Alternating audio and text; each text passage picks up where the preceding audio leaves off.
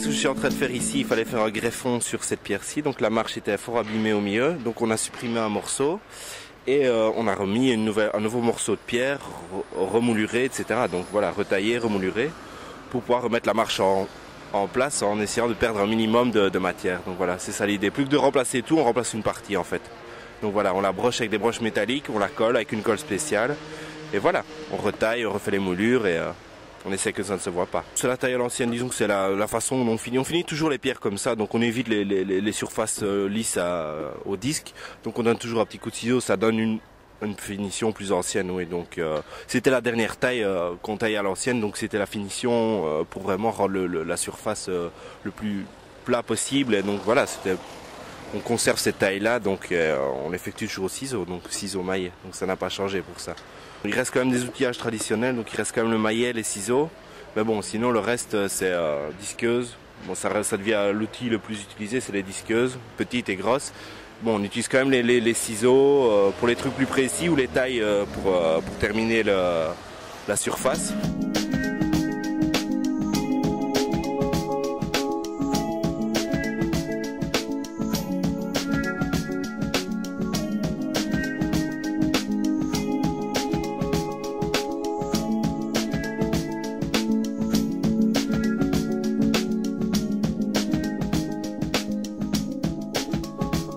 Je suis vitrailliste, je travaille avec Joël Vossus de la restauration de vitraux et nous avons pu faire valoir ici, à l'hôtel de ville de Verviers, notre compétence dans le verre ancien. Il y a quelques décennies, il y a un sablage qui a été fait de la façade sans protection des verrières, ce qui fait que la plupart des verres sur le bord ont été sablés. Et donc le dommage est irréversible et le parti a été pris de remplacer ces verres-là par du verre antique. Alors je suis en train de déposer des vitres qui soit étaient abîmées, soit ne correspondaient pas au verre antique original. Le verre antique est un verre soufflé.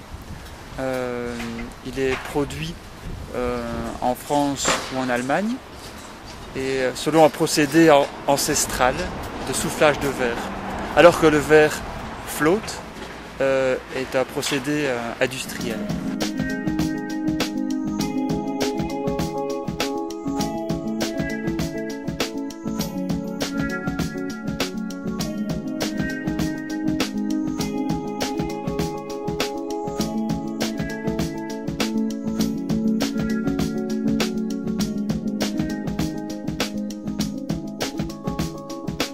Je m'appelle Jimmy Legrand, je travaille pour Alatrace, qui est une société de pâture et décoration et qui peut aussi travailler sur ce genre d'ouvrage pour le patrimoine.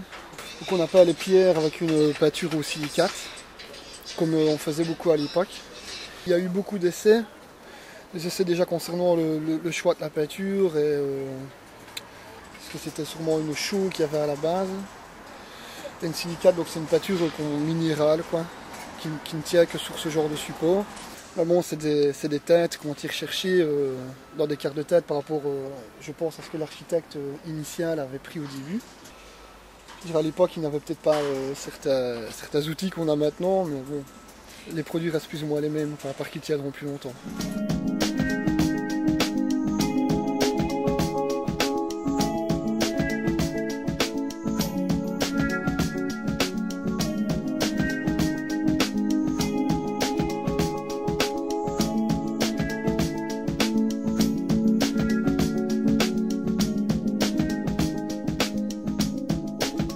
Je suis couvreur, donc ce qui consiste à faire de l'ardoise, de la zagrille, mettre aussi du plomb. Et alors je travaille dans ce métier depuis maintenant 9 ans. Donc ici pour la cheminée, j'utilise du plomb très fin qui est du 1 mm pour faire mon octage. Alors que le reste de la toiture est fait en 4 mm, ce qui est vraiment énorme, ce qui est très lourd, très dur à manier. Et moi j'utilise du 1 mm pour le noctage pour que les ardoises ne relèvent pas en fait. Bon voilà, déjà il y a le marteau, c'est un marteau d'ardoisier avec lequel avant on coupait les ardoises, on les traçait, on le mettait sur une enclume et on cassait l'ardoise avec le côté tranchant du marteau. On pouvait aussi faire des trous avec la pointe.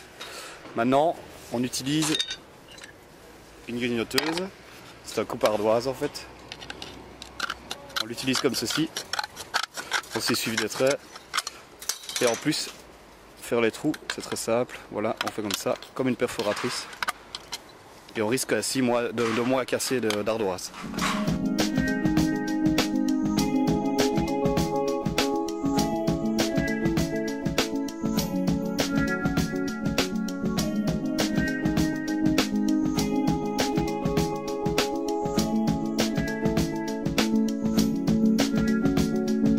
Actuellement, la dinanderie étant tombée en désuétude, on n'en vend plus beaucoup, on en vend même très peu. Je me suis élargi donc à tout ce qui était ornement de toiture, hein, donc notamment ici le soleil de l'hôtel de ville de Verviers. Ces pièces, eh bien, c'est de la dinanderie, hein, ça reste toujours le même boulot.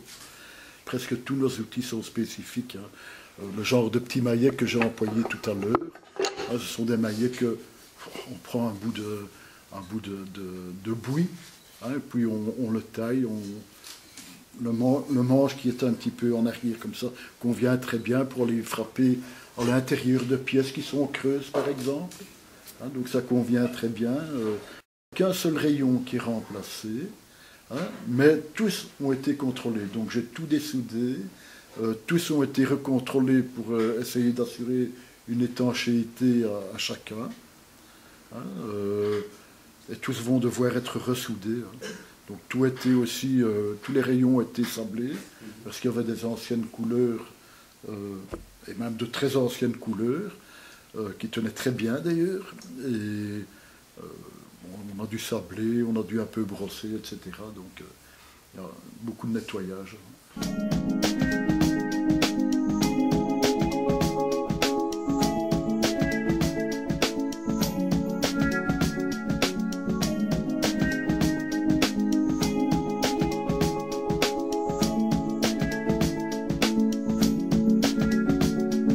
Ici, la société Galère nous a confié la mission d'habiller l'échafaudage avec un trompe-l'œil pendant la durée des travaux.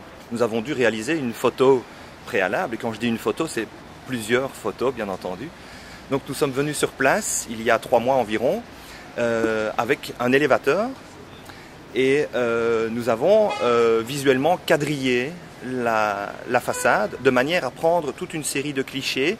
Grâce à l'élévateur, on a pu prendre des photos de face de tous les morceaux définis de la façade, que ce soit pour les grandes parties de face ou les deux retours ici. Et donc tout a été photographié en haute résolution. Ça, c'est la première étape. La deuxième étape consiste à rassembler les pièces du puzzle. Donc toutes les photos réalisées ont été réunies pour ne plus former qu'une seule grande image. Ces bâches sont imprimées sur une machine de 5 mètres de large, ce qui est déjà bien, mais pas suffisant, parce qu'ici on a des dimensions assez énormes, hein, on est à 15,50 mètres de haut. Donc cette bâche est percée de tout petits trous qui laissent passer le vent, mais ça ne se voit évidemment que quand on est le nez dessus.